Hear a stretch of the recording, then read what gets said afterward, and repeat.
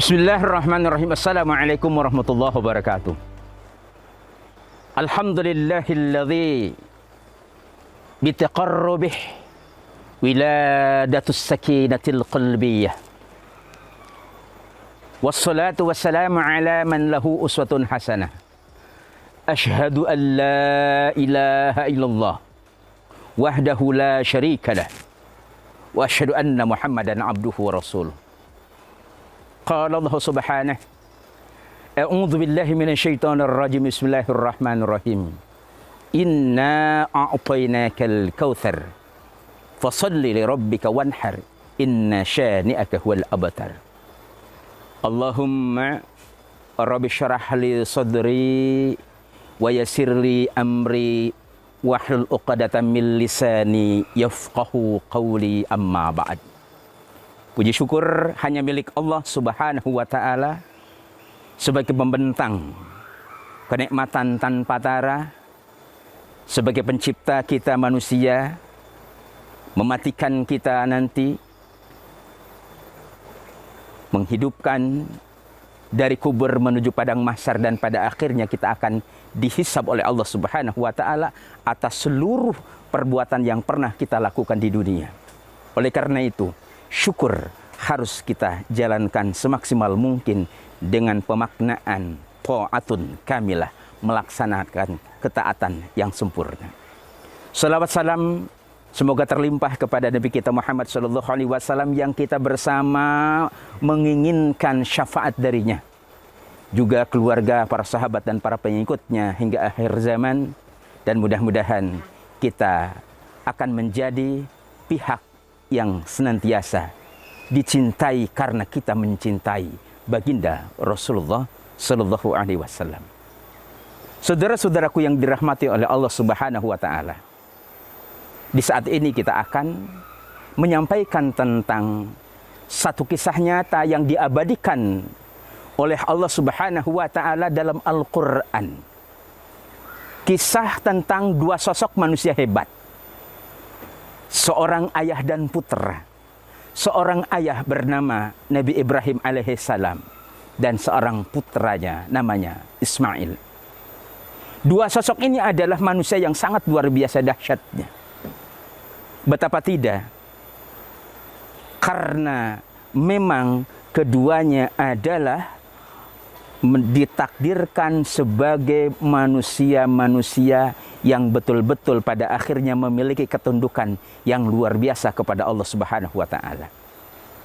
Tentang Nabi Ibrahim alaihissalam adalah sosok yang memang sangat dikenal oleh masyarakat menjadi orang yang murah hati, menjadi orang yang memiliki sifat sakhawah, selalu berbagi. Di suatu hari Nabi Ibrahim alaihissalam qarraba alfasyatin, memberikan infak sejumlah 1000 kambing. Untuk hari ini kambing yang dikategorikan murah per kambing 2 juta. Tidak hanya kambing yang dikorbankan, yang diberikan dan diinfakkan, tetapi juga wa thalatha mi'ati baqarat, juga 300 ekor sapi. Kalikan 16 juta per ekor.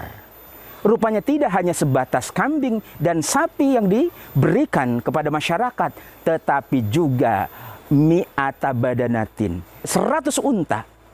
Kalau seandainya diakumulasikan dengan per ekor kambing 2 juta, sapi per ekornya adalah 16 juta, sementara unta per ekornya adalah 33.500.000. Akumulasi semua harga itu adalah kurang lebih 10 miliar.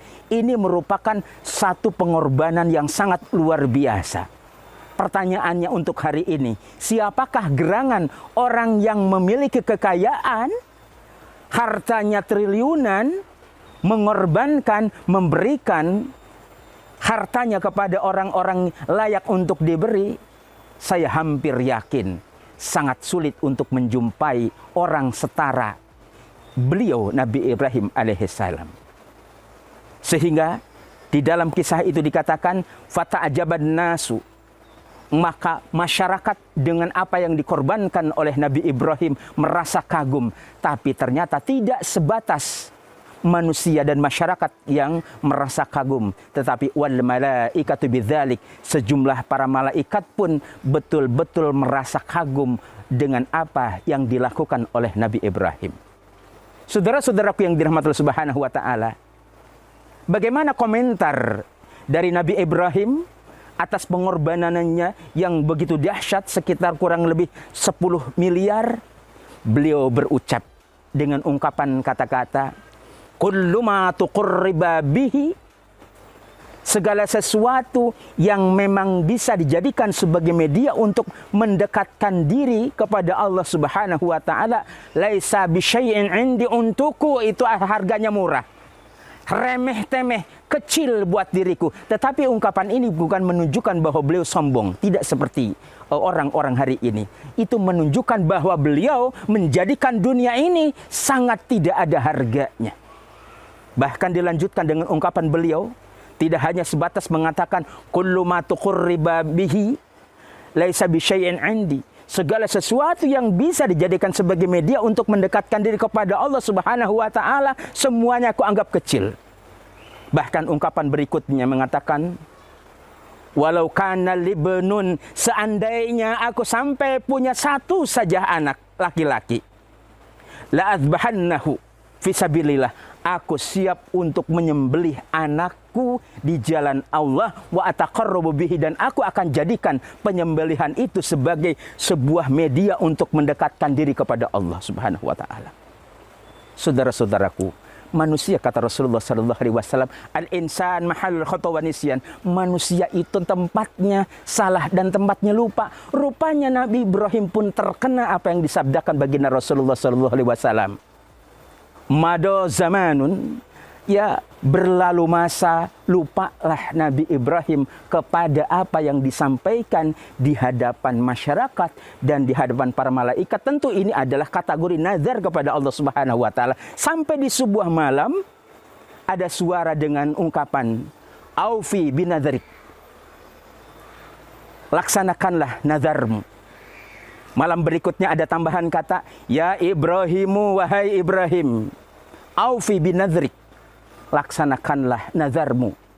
Sampai hari ketiga pun ada suara yang kurang lebih sama. Tetapi awalnya Nabi Ibrahim alaihissalam rada-rada ragu, apakah ini minasyaiton atau minallah, apakah bersumber dari Allah atau dari syaitan. Dan akhirnya diyakini ini berasal dari Allah Subhanahu wa ta'ala, bukan dari syaitan.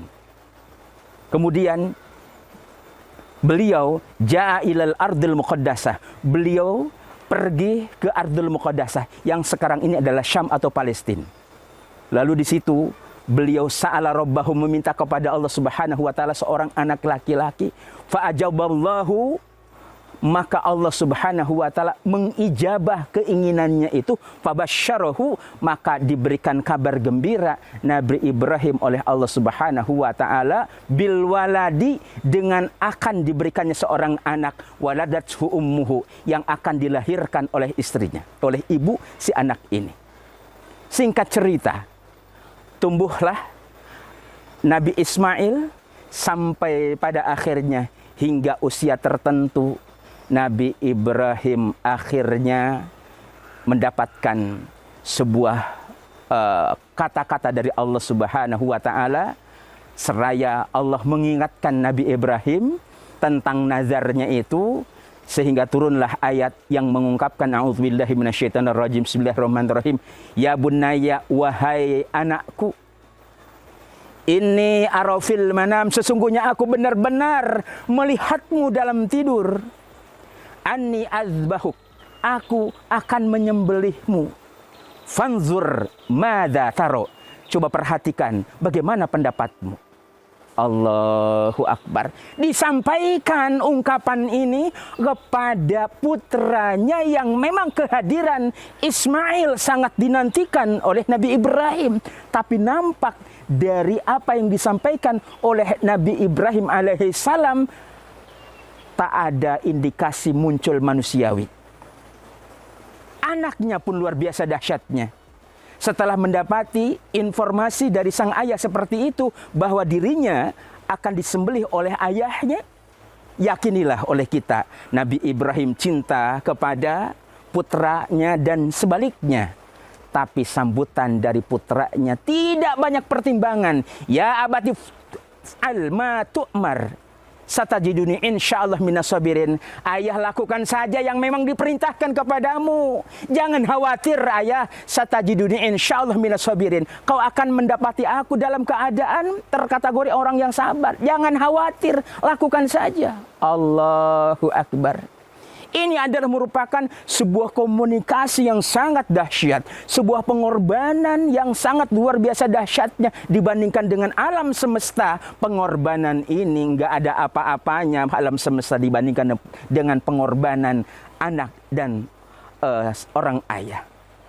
Saudara-saudaraku, dari kisah pengorbanan ini, apa yang bisa kita ambil dalam kehidupan ini?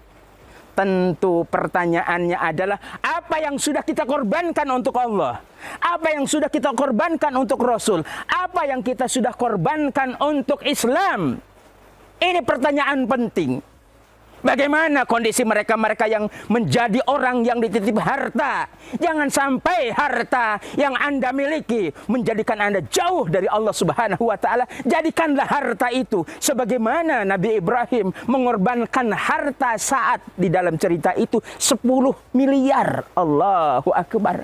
Tidak sebatas harta yang bersifat finansial, tapi seorang anak yang dinantikan kehadirannya pun siap dikorbankan. Ini harus dijawab oleh kita. Maka pesan dari saya sebagai sebuah rasa kasih sayang kepada kita semua, mari mumpung masih ada sisa umur yang Allah berikan kepada kita, yang punya harta, jangan menjadi orang yang bakhil. Berbagi, apalagi di saat corona, banyak yang menjerit, banyak yang kesulitan. Untuk sekedar makan hanya dengan nasi 2 kali sehari saja, sudah banyak mereka yang merasa kesulitan. Apalagi memenuhi kebutuhan-kebutuhan yang di atas itu. Kesempatan emas untuk kita melakukan pengorbanan sebagai sebuah hikmah besar yang kita ambil dari kisah Nabi Ibrahim alaihissalam dengan putra tercintanya Nabi Ismail. Lakukan segera. Khawatir ketika kita dititipi harta, lalu harta itu pada akhirnya kita genggam, berarti Anda sudah mengikuti langkah-langkah syaitan. Padahal Allah saking sayangnya mengatakan, a'udzubillahi minasyaitonirrajim, bismillahirrahmanirrahim, wa la tattabi'u khutuwatis syaitan innahu lakum aduwwum mubin. Janganlah kalian mengikuti langkah-langkah syaitan, karena setan itu adalah merupakan musuh kamu yang nyata. Yang berikutnya, berarti kalau seandainya Anda menjadi manusia bakhil, tidak mau peduli kanan, kiri, depan, belakang, mereka banyak yang sulit dalam hidupnya, Anda tapi cuek, maka berarti Anda sudah terkena virus yang disebarkan oleh setan. A'udzubillahi minasyaitonirrajim, bismillahirrahmanirrahim. Asyaitonu ya'idul faqra. Setan menghembus-hembuskan tentang kefakiran. Jangan kamu korbankan hartamu. Dia itu bukan bapak kamu, bukan ibu kamu, bukan kakak kamu, bukan saudara kamu, bahkan pernah nyakitin kamu. Ini suara jangan sampai diikuti, karena suara yang akan menyesatkan kita dan membuat kita rugi serta menyesal nanti di akhirat. Oleh karena itu, mari di sisa umur, entah tahunan, entah bulanan, entah mingguan, entah harian, entah jaman, entah menitan, entah detikan, entah lebih kurang dari waktu itu usia kita, mudah-mudahan usia kita ini menjadi usia yang bernilai di sisi Allah Subhanahu wa Ta'ala.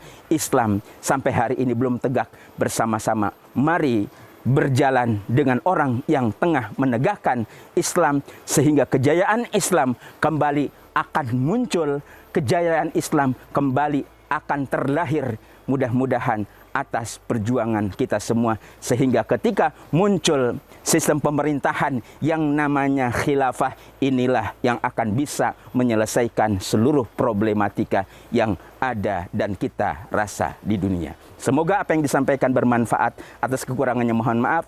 Assalamualaikum warahmatullahi wabarakatuh.